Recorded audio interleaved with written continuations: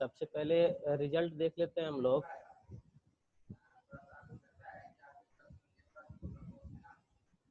Result में सबसे पहले देखेंगे अंकित राज का 40 नंबर आया है, अंकुश का 34 नंबर आया है और हिमांशु का 70 नंबर आया है। नंबर कम आ रहा है, एमडी जावेद का 28 नंबर है और नदीम अख्तर का 60 नंबर, संतोष मुलाकार का 40 नंबर। मार्क्स कम रहे हैं हिमांशु। यस सर, क्वेश्चन बहुत बड़ा लंबा लंबा था सर, तो पढ़ने में टाइम लग जाता है। हाँ तो सब टाइम मैनेज करना पड़ेगा ना, आपके कॉम्पिटिटिव एग्जाम में भी तो ऐसे ही रहेगा, इससे भी कम टाइम रहेगा। 50 सवाल के लिए 1 घंटा मैक्सिमम है आपके पास। जी सर, तो ट्राई इस कर। तरह से करना पड़ेगा, परेशानी हो जाएगी। संतोष मालाकार ठीक। आवाज जा रही है? संतोष मालाकार अनम्यूट करो। जी सर। चलो बढ़िया। चलो संतोष मालाकार का ही देखते हैं। 40-20 सवाल सही किए इसने, इसमें ज़्यादा सवाल देखने को मिलेगा गलत, तो इसी का करेंगे। दूसरा सवाल ही इसने गलत कर रखा है कि ब्रोंज वेल्डिंग के लिए ऑक्सी एसिटिलीन फ्लेम को किस प्रकार का प्रयोग किया जाता है, किस प्रकार से प्रयोग किया जाता है। तो ये सवाल ब्रेजिंग वाला जब सवाल एक से पहले हम जब दिए थे तो आपको ये सवाल दिया हुआ था उसमें भी कि थोड़ा सा ऑक्सीडाइजिंग करके करते हैं।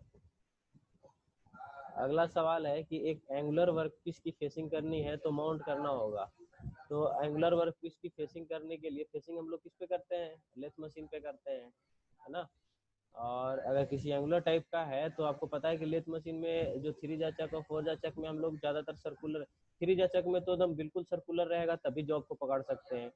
अगर सर्कुलर है और थोड़ा बहुत उसका डायमीटर जो है वो उभरा हुआ है या थोड़ा बहुत टेपर है तो फिर हम लोग 4 जाचक का इस्तेमाल करते हैं। लेकिन अगर किसी एंगुलर टाइप का वर्क पीस है, मतलब किसी एंगल पे उभरा हुआ है, तो उसको फिर बांधने के लिए हमको फेस प्लेट की आवश्यकता पड़ती है ना। फेस प्लेट में हम लोग क्लेम करके वैसे जॉब को बांधते हैं और इसके बाद उसका फेसिंग करते हैं। तो ये आपका फेस प्लेट आपका सही आंसर हो जाएगा। अगला सवाल है आपका कि एक फिक्स स्टेडी रेस्ट में होता है तो 3 एडजस्टेबल पैड होते हैं, है ना। फिक्स स्टेडी रेस्ट क्या होता है? स्टेडी रेस्ट हमने बताया आपको कि जब लेथ मशीन में बहुत लंबा जॉब जब हम को बहुत लंबे जॉब पे ऑपरेशन करना होता है, जैसे मान लीजिए बहुत लंबी पाइप है और उस पर हमको थ्रेड काटना है, तो उतनी लंबी पाइप को हम कैसे एडजस्ट करेंगे, कहाँ पे उसको सपोर्ट करेंगे। तो ऐसे में हम लोग क्या करते हैं कि उसको 4 जाचक या 3 जाचक में बांधते हैं और हेड स्टोक की तरफ, हेड स्टोक जिस साइड होता है, ज़्यादातर बाएं साइड में होता है, तो बाएं साइड की तरफ उसको निकाल के एक स्टेडी रेस्ट से उसको सपोर्ट दिया जाता है, उसको स्टेडी रेस्ट बोलते हैं। तो 3 एडजस्टेबल पैड पे भी बने होते हैं फिक्स वाले, और जो सर जी, फिक्स वाले, हाँ एक फ्लोर स्टडी होता है जो 2 पेड्स होता है, हाँ वो क्या बिल्कुल, कहा? फ्लोवर स्टडी जो होता है ये फिक्स वाली की बात कर रहा है।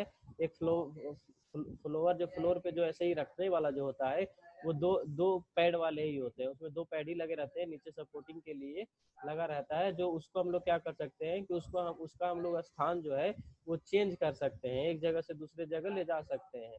उसको थोड़ा दूरी पर भी लगा सकते हैं, थोड़ा कम दूरी पर भी ला के लगा सकते हैं, तो वो उस तरह से होता है। तो और ये फिक्स वाले में एडजस्टेबल पैड होते हैं 3 प्रकार के। अगला सवाल सही किया इन्होंने। और दूसरा सवाल है, छठा सवाल है आपका कि एप्रन निम्न में से किसका बना होता है। तो आपको मैंने पहले ही बता रखा है कि लेथ मशीन का मैक्सिमम पार्ट्स जो है वो ढलवा लोहा का बना होता है। अगला सवाल गलत किया है कि कंपाउंड रेस्ट के निम्नलिखित में से किस भाग पर टूल पोस्ट फिट होता है। तो आपने कंपाउंड रेस्ट देखा, क्रॉस स्लाइड के ऊपर कंपाउंड रेस्ट होता है और कंपाउंड रेस्ट के ऊपर क्या होता है, टूल पोस्ट लगा होता है, जिसमें हम लोग टूल पोस्ट में हम लोग जिसमें हम लोग टूल बांधते हैं उसको हम लोग टूल पोस्ट बोलते हैं। तो ऊपरी भाग पे होगा कंपाउंड रेस्ट के ऊपरी भाग पे हमारा टूल पोस्ट लगा होता है। ये बीच में कैसे हो जाएगा, कैसे सवाल गलत कर रहे हैं, कॉमन सेंस नहीं लगा रहा है। अगला सवाल भी गलत किया है कि किसी चक का प्रयोग असमान आकार के जॉब को पकड़ने के लिए किया जाता है। अभी हमने जैसे कि पहले बताया आपको कि अगर एकदम सर्कुलर जॉब है आपका, बिल्कुल सर्कुलर है, कहीं से टेपर नहीं है, तो 3 जा चक का प्रयोग कर सकते हैं। 3 जा क्या होता है, सेल्फ सेंट्रिक चक होता है। उसमें सेल्फ सेंटर मतलब किसी को आप पार्टिकुलर किसी जा को एडजस्ट नहीं कर सकते, एक जगह से आप एडजस्ट करेंगे, एक जगह से खोलने और कसने का काम करेंगे तो तीनों जा आपका खुलेगा और तीनों जा कसेगा, है ना। तो ऐसे में उसमें हमको एकदम सर्कुलर जॉब को ही उसमें हम लोग पकड़ सकते हैं। लेकिन फोर जा चक में क्या होता है कि हम लोग अलग अलग जग को अलग अलग तरह से एडजस्ट करते हैं, है ना, बारी बारी से करके एडजस्ट करते हैं। तो उसमें हम लोग क्या है कि अगर मान लिया आपके पास कोई सर्कुलर जॉब है और थोड़ा सा टेपर भी है तो उसको हम लोग उसमें बांध सकते हैं। तो वही आपका सवाल कह रहा है कि किस चक का प्रयोग करेंगे असमान प्रकार के जॉब को पकड़ने के लिए, तो हम लोग फोरजा चक्का करते हैं। और अगर आपसे पूछेगा कि अगर वो कोई जॉब जो है वो सर सिलेंड्रिकल नहीं है ना, सिलेंड्रिकल नहीं है, किसी एंगल पे टेपर दिया हुआ है या किसी एंगुलर टाइप का है, तो ऐसे जॉब को हम किस में पकड़ेंगे लेथ मशीन पे, तो हम फिर फेस प्लेट का प्रयोग करेंगे। ये तीनों जा जो है आपके लिए बहुत ज़्यादा इंपॉर्टेंट है और ये तीनों से बहुत ज़्यादा सवाल भी आता है। तो थ्री जा चक को सेल्फ सेंट्रिक चक कहते हैं, फोर जा चक को डॉग चक कहते हैं, और एक होता है फेस प्लेट। तीनों का इस्तेमाल जो है वो अलग अलग तरीके से करते हैं अलग अलग तरह के जॉब को पकड़ने के लिए, तो ये आपको ध्यान में रखना होगा। अगला जो सवाल है आपका जो गलत किया है संतोष ने, वो है कि जॉब को बांधने तथा खोलने के बाद चक को क्या किया जाता है, तो तुरंत चक से निकाल लेते हैं। जैसे देखिए जॉब को बांधने के बाद अगर तथा खोलने के बाद कह रहा है, तो खोलने के बाद जॉब को चक से निकाल लिया जाएगा, है ना, उसमें क्यों छोड़ेंगे जब हमारा काम हो जाएगा। तो ये चीजें हैं। अगला सवाल है आपका कि टूल मेकर्स बटनों का प्रयोग किया जाता है, टूल मेकर्स का जो बटन होता है उसका प्रयोग किया जाता है, तो दी गई डेटम पर बियरिंग के लिए वर्कपीस की अलाइनिंग के लिए हम लोग करते हैं।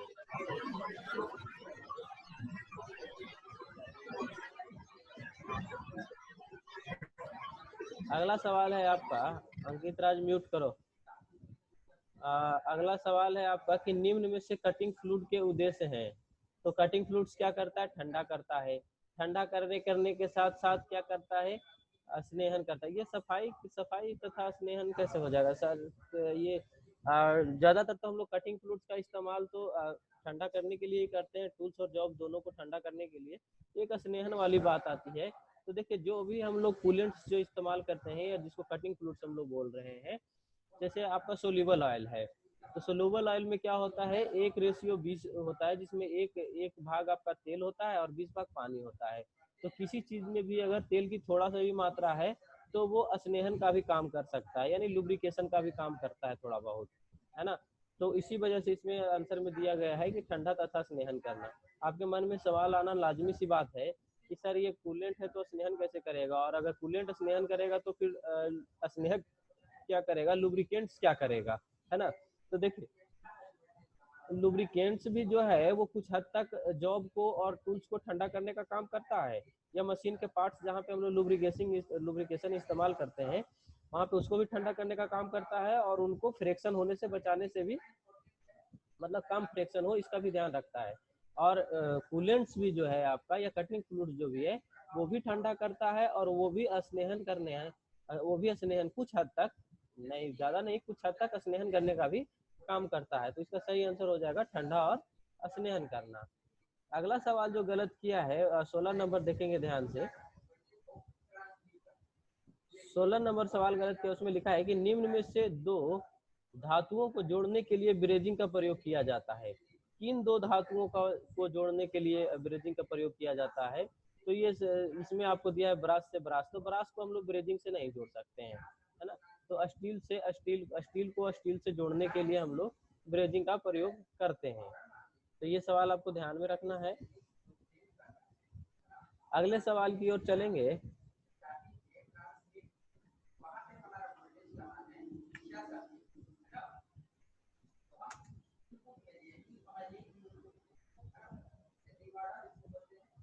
अगला सवाल है हमारा,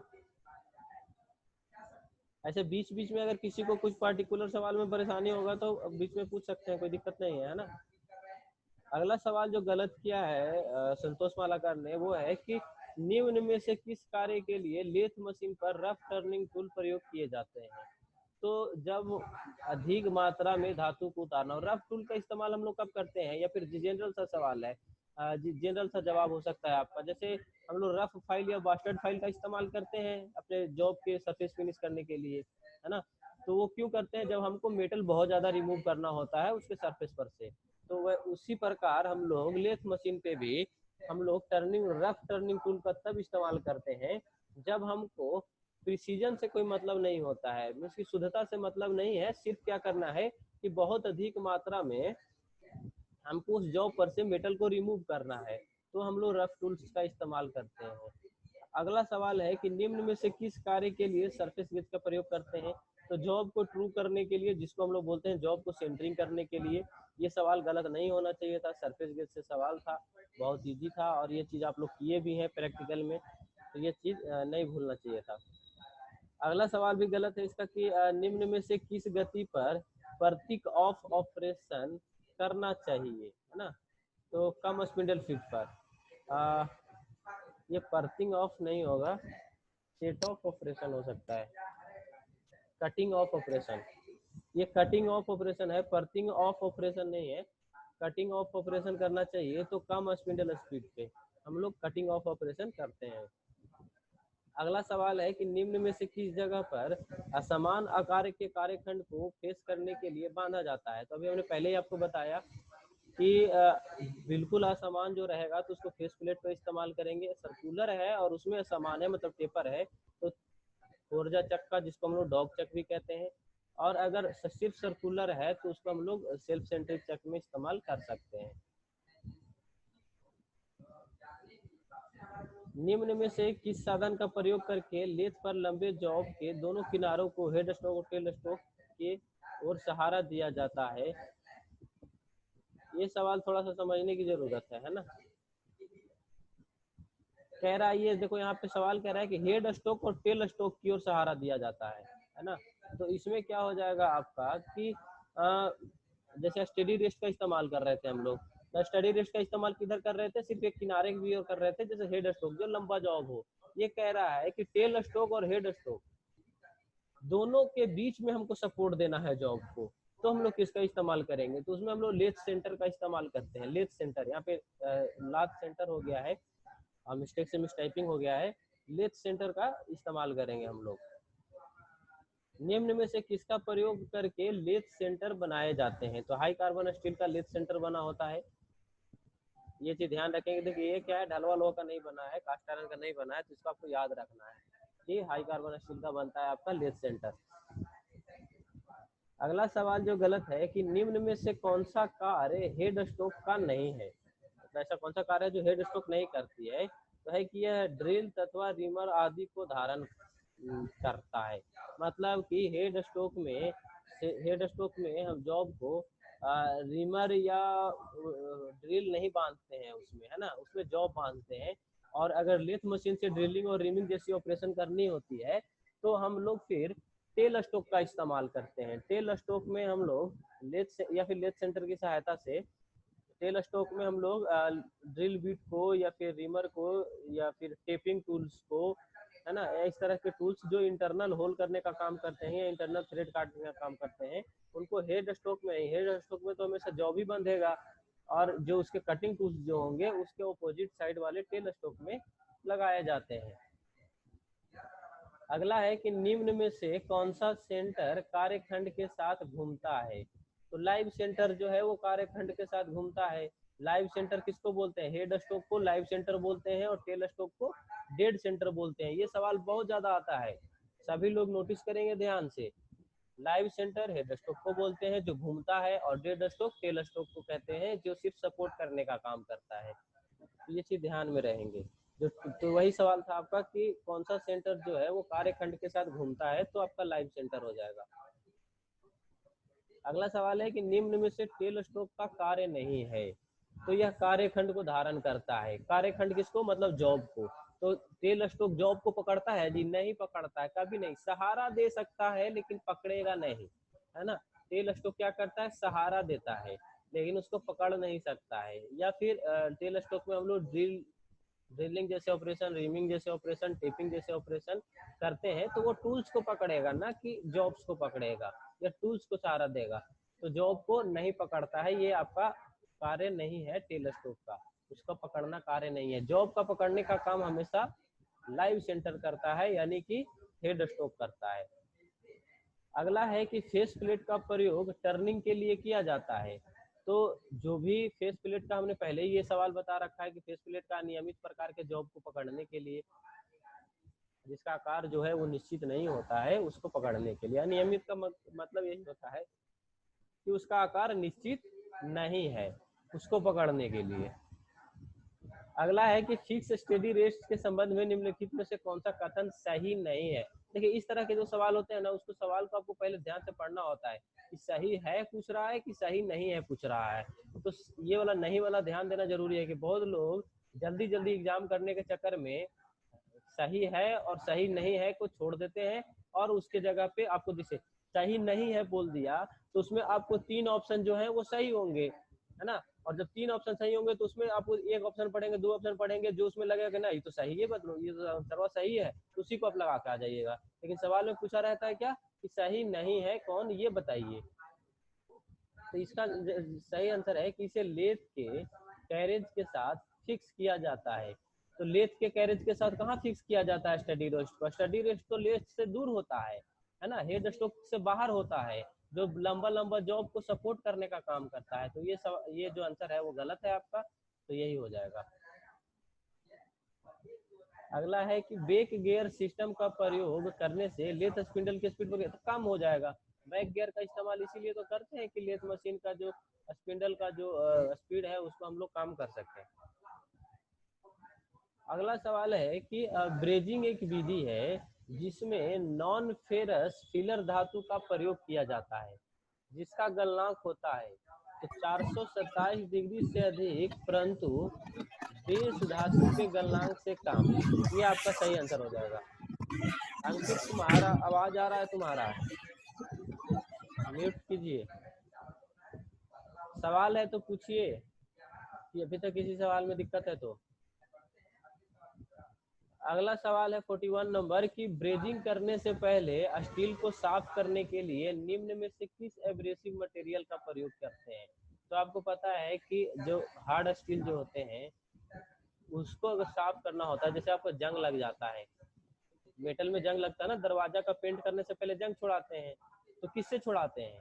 जंग नहीं छुड़ाएंगे, उसी पे पेंट कर देंगे तो क्या होगा, वो पेंट भी उखड़ जाएगा, पेंट उस पर रहेगा ही नहीं। तो इस वजह से क्या करते हैं कि कोई भी अलग से लेप चढ़ाने से पहले क्या करते हैं, या ब्रेजिंग करने से पहले उस मटेरियल को साफ किया जाता है ना, उस पे लगे जंग को, क्रोजन को हटाया जाता है, वो भी एक एब्रेसिव के द्वारा। क्योंकि उतने हार्ड मटेरियल पर से हम लोग हाथ से रगड़ के तो छुड़ा नहीं सकते हैं और छूटेगा भी नहीं, तो उसमें क्या करते हैं वो एब्रेसिव। तो एब्रेसिव क्या हमने आपको बताया, क्या बालू भी एक तरह का एब्रेसिव ही है, गिट्टी भी एक तरह का एब्रेसिव ही है, सिलिकॉन कार्बाइड, एल्युमिनियम ऑक्साइड और भी बहुत सारा चीज है, डायमंड हो गया, ये सब क्या है आपके एब्रेसिव का, एब्रेसिव में आते हैं। तो एमरी पेपर आपने देखा होगा, एमरी पेपर को जिसको हम लोग सेलेस पेपर भी बोलते हैं अपने भाषा में, यहाँ की भाषा में, तो वो क्या करता है जंग छुड़ाने के लिए उसका इस्तेमाल करते हैं, है ना। तो एमरी पेपर भी एक तरह का एब्रेसिव है जिससे हम लोग स्टील पर से जंग छुड़ाते हैं, इसके बाद उस पर ब्रेजिंग, पेंटिंग, है ना, बिल्डिंग, ऐसे तरह के ऑपरेशन हम लोग करते हैं।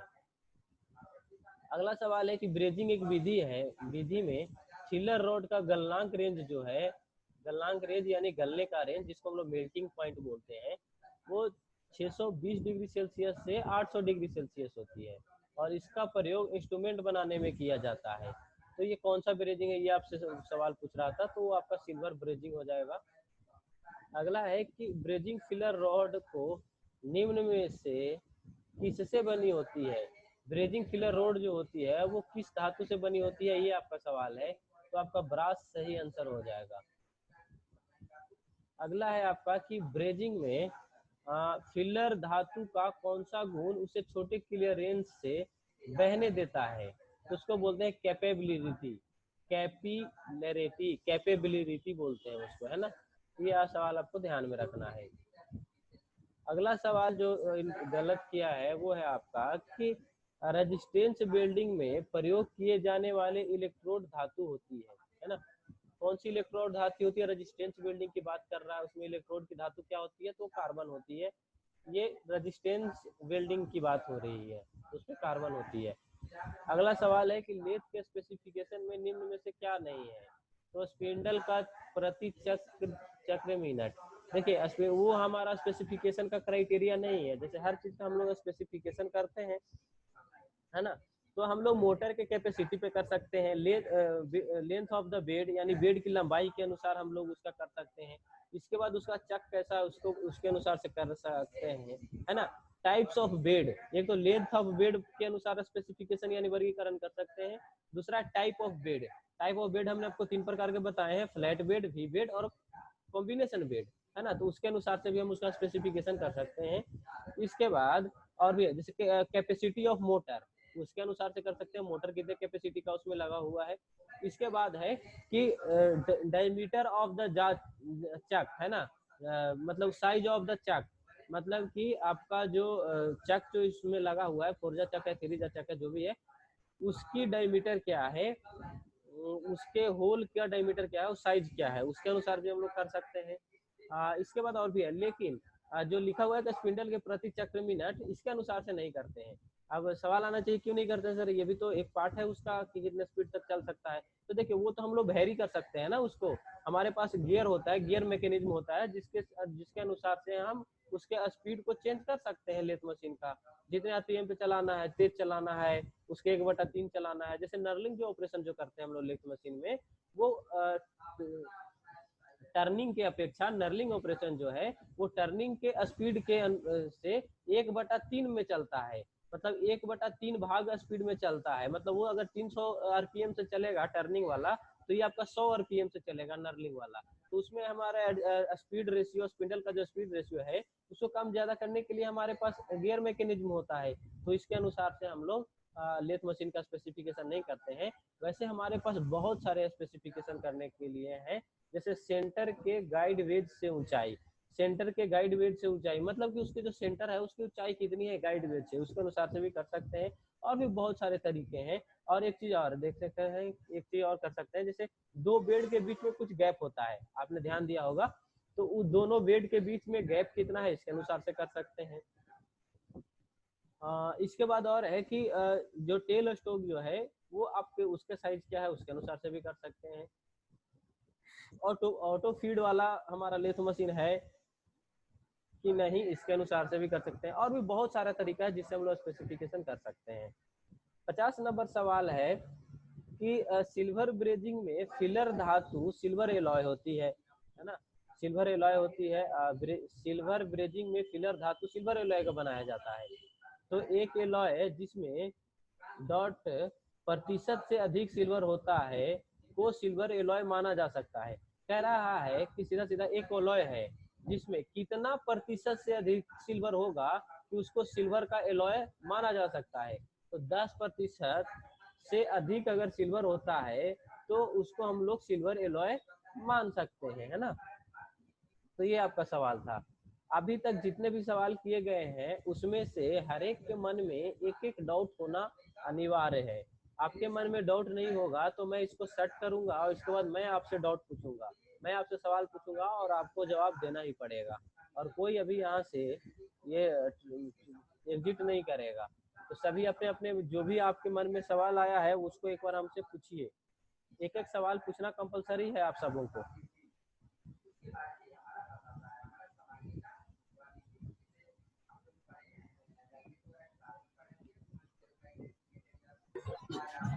अपने आप नहीं पूछेंगे तो मैं नाम लूंगा और फिर पूछना पड़ेगा।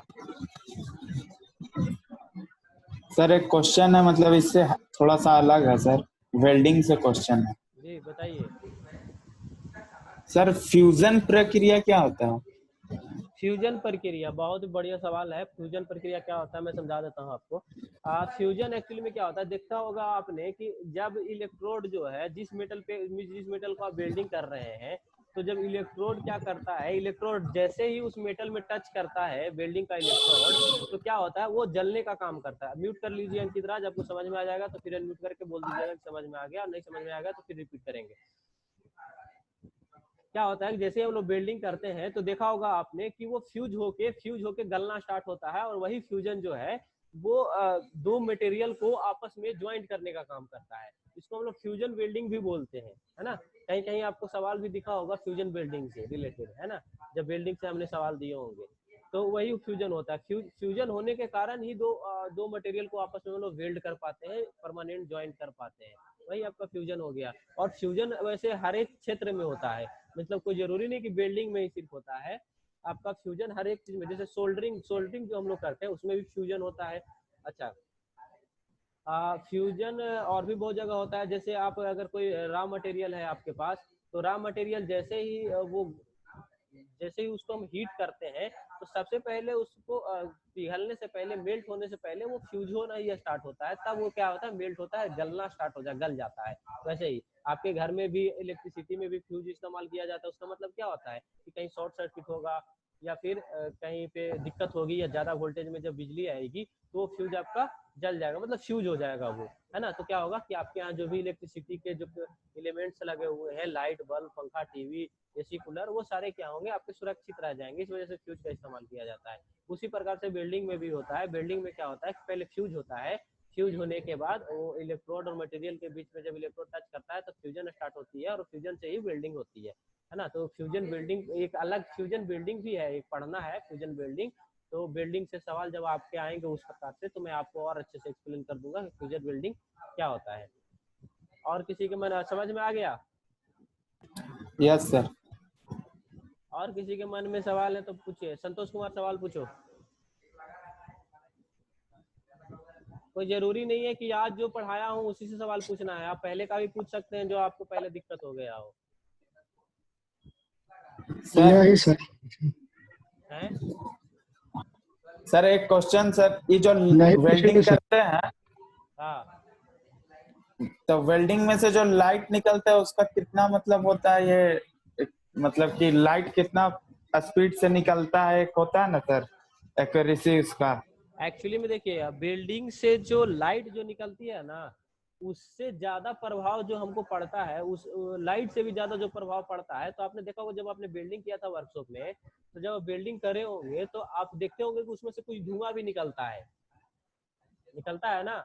तो आंखों पे जो सबसे ज्यादा प्रभाव पड़ता है ना, उसका लाइट से भी ज्यादा प्रभाव जो पड़ता है वो उसके धुएं से पड़ता है। जब वो धुआं आंखों में जाती है ना, तो वो आंखों पे ज्यादा इफेक्टिव करता है।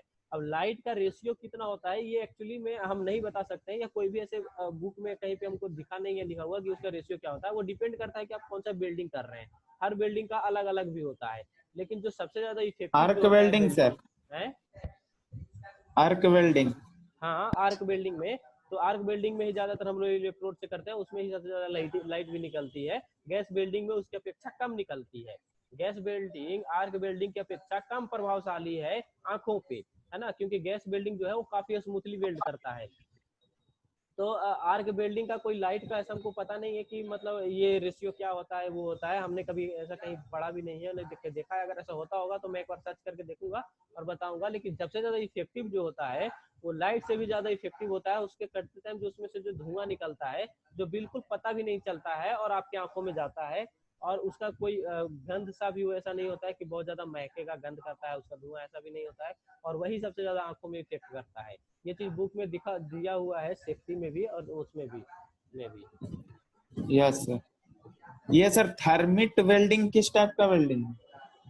थर्मिट वेल्डिंग में हम लोग जो मटेरियल को हीट करते हैं, वेल्डिंग करने का बहुत सारा तरीका होता है बाबू, है ना। एक तो हम लोग आर्क वेल्डिंग करते हैं, टीक वेल्डिंग करते हैं, मिग वेल्डिंग करते हैं, गैस वेल्डिंग करते हैं, और भी बहुत सारे वेल्डिंग होते हैं। उसमें से एक आपका थर्मिट वेल्डिंग है। थर्मिट देखो, जैसे आप जो घर में अगर मान लीजिए कोई दो मटेरियल को गर्म करके जो आपस में जोड़ रहे हैं, या फिर जो लोहार को आपने काम करते हुए देखा होगा, वो क्या करता है, जैसे दो मेटल को आपस में जोड़ना होता है तो दोनों को गर्म करता है, दोनों को आपस में रख के हैमर से पीट के एक दूसरे में ज्वाइंट कर देता है, तो भी एक तरह का वेल्डिंग ही है ना। तो उसी तरह से हमारा थर्मिट वेल्डिंग होता है। थर्मिट वेल्डिंग जो है उसी तरह से होता है, दो मेटल्स को गर्म करने के बाद उसको पीट के और उसको एक दूसरे में चिपका देना, उसी तरह से हमारा होता है थर्मिट वेल्डिंग। थर्मिट वेल्डिंग जैसे हमारा थर्मल से रिलेटेड आ रहा है, दिमाग में आ रहा होगा आपको, तो इसमें क्या होता है, हीट का काम करते हैं। हीट के द्वारा हम लोग वेल्ड करने का काम करते हैं दो पार्ट्स को सबसे ज्यादा। संतोष मतलब वाला सर क्लास तुम्हारा आपस में सवाल नहीं आया प्रेशर अभी दे तक? के। पूछो अंकित, तुम बोलो। अंकित बोलिए। अंकित और कोई सवाल है?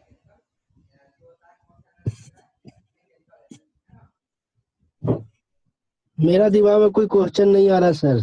क्वेश्चन नहीं आ रहा है मतलब कि तुम पढ़ाई नहीं कर रहा है। जो लड़का पढ़ाई करेगा उसके दिमाग में क्वेश्चन ना आए ऐसा हो ही नहीं सकता। सर पार्टिंग ऑफ ऑपरेशन क्या होता है सर? जी बोलो Himanshu. Hello, parting of operation क्या होता है? Parting of operation lathe machine में क्वेश्चन था सर। लेथ मशीन में पार्टिंग ऑपरेशन, बहुत बढ़िया सवाल है आपका, है ना। पार्टिंग ऑफ ऑपरेशन क्या करते हैं, जैसे एक आपका जॉब है, उस पर हमको 3 तरह के ऑपरेशन करने हैं। केसिंग करनी है, टर्निंग करनी है, टेपर टर्निंग भी करनी है, और उसके बाद उसमें किसी पार्टिकुलर पार्ट पे हमको थ्रेड भी काटनी है। जैसे एक लंबा जॉब ले लिया हमने, लंबा जॉब मान लो कि 20 सेंटीमीटर का जॉब है हमारे पास, सिलेंड्रिकल टाइप का। सबसे पहले क्या करना है, उसकी शेपिंग करनी है, फेसिंग करनी है। फेसिंग करनी है मतलब उसका फेस को चिकना करना है, एक ऑपरेशन हो गया। दूसरा ऑपरेशन है कि उसके ऊपर टर्निंग करनी है, यानी कि उसके बाहरी फेस को चिकना करना है, तो टर्निंग कर दिया हमने, 2 ऑपरेशन हो गया। इसके बाद क्या करना है कि स्टार्टिंग से 5 सेंटीमीटर या 20 सेंटीमीटर जॉब है, स्टार्टिंग से 5 सेंटीमीटर हमको उसको टेपर करना है। टेपर में जितना भी हो सकता है आपका टेपर रेशियो, आप जितना भी ले लो, 1:3, 2:3, है ना, 4:5:3, ऐसे करके जो भी आपका रेशियो टेपर करने का। तो हमको 1 सेंटीमीटर से लेके 5 सेंटीमीटर के बीच में, 5 सेंटीमीटर में हमको टेपर करना है। तो स्टार्टिंग में हमको जो भी आपका टेपर का रेशियो था वो टेपर कर दिए, 3 ऑपरेशन हो गया। टेपर करने के बाद आपको क्या करना है कि 5 सेंटीमीटर से लेकर के 10 सेंटीमीटर तक, यानी स्टार्टिंग का 5 सेंटीमीटर छोड़ के जो टेपर किया हमने वो छोड़ के 10 सेंटीमीटर तक हमको थ्रेड कटिंग करना है। तो आपका 4 ऑपरेशन हो गया। इसी को बोलते हैं, वो आपका क्या बताया आपको, part of operation, operation parting, है ना। तो वही मतलब एक जॉब में हम लोग जब बहुत सारे ऑपरेशन करते हैं एक ही जॉब में बारी बारी से लेथ मशीन में, तो उसको हम लोग ये बोलते हैं। समझ में आया? सर और स्टेप डाउन ट्रांसफर का क्या वर्क है? स्टेप डाउन ट्रांसफार्मर का हम लोग बिल्डिंग में इस्तेमाल करते हैं बाबू। स्टेप डाउन आर्क बिल्डिंग में हम लोग स्टेप डाउन ट्रांसफार्मर का इस्तेमाल करते हैं। और स्टेप अप, हाँ, step up transfer, step up. उसका भी बिल्डिंग में भी करते हैं, उसका भी बिल्डिंग में करते हैं, लेकिन ज्यादातर जो हम लोग इस्तेमाल करते हैं बिल्डिंग में, वो स्टेप डाउन ट्रांसफार्मर का ही करते हैं। आर्क बिल्डिंग में वो क्या करता है कि जैसे देखिए बिल्डिंग में आपने सुना होगा कि करंट जो होता है वो अधिक होता है, वोल्टेज जो होता है कम होता है। और आदमी को जो बिजली का जो झटका लगता है वो ज्यादा वोल्टेज से लगता है, करंट से ज्यादा नहीं लगता है ना। तो उसमें वो स्टेप डाउन ट्रांसफार्मर क्या करता है कि करंट को इंक्रीज करने का काम करता है और वोल्टेज को कम करने का काम करता है। स्टेप अप ट्रांसफार्मर क्या करता है, करंट को कम करता है और वोल्टेज को अधिक करता है, इस तरह से। वैसे अगर ये चीजें अगर इसमें हम ज्यादा तो नहीं, क्योंकि मुझे इलेक्ट्रिशियन का ज्यादा नॉलेज नहीं है, तो ट्रांसफार्मर के बारे में उतना तो जानकारी नहीं है, लेकिन जितना था मुझे मैंने बता दिया। और अगर आपको इसके बारे में और अधिक जानकारी चाहिए तो मैं इलेक्ट्रिशियन वाले सर से आपको क्लास करवा दूंगा, या उनसे पूछ के बता दूंगा, या फिर उनको बोलूंगा कि आप बताइए थोड़ा सा ट्रांसफार्मर के बारे में, हमारे बच्चों को थोड़ा पढ़ा दीजिए, फिटर वालों को। ट्रांसफार्मर बहुत तरह के होते हैं और बहुत सबका स्पेसिफिकेशन अलग है, काम अलग है। कोई सर हम कहीं पढ़े हैं सर ट्रांसफार्मर के बारे में, जैसे स्टेप डाउन जो है वो 440 वाले को ही ट्रांसफर मतलब उसका करंट को करता है, और स्टेप अप 11,000 वाले को में लगता है, ऐसा कहीं पे लिखा हुआ है, देखो। कंफर्म हो? Yes sir. मैं इस पे दावा नहीं कर सकता है इस चीज से, क्योंकि अभी मुझे इसके बारे में सर जानकारी मतलब नहीं हम कहीं है, पे लेकिन बुक में पढ़े इतनी हैं सर, जानकारी इसलिए है बता कि रहे हैं। स्टेप डाउन ट्रांसफार्मर का हम लोग बिल्डिंग में इस्तेमाल करते हैं, ये कंफर्म है ना। और ये आपको पढ़ना भी है बिल्डिंग वाले चैप्टर में। तो बिल्डिंग वाला चैप्टर आज आप निकाल के देखिएगा, वहां से आपको क्लियर हो जाएगा।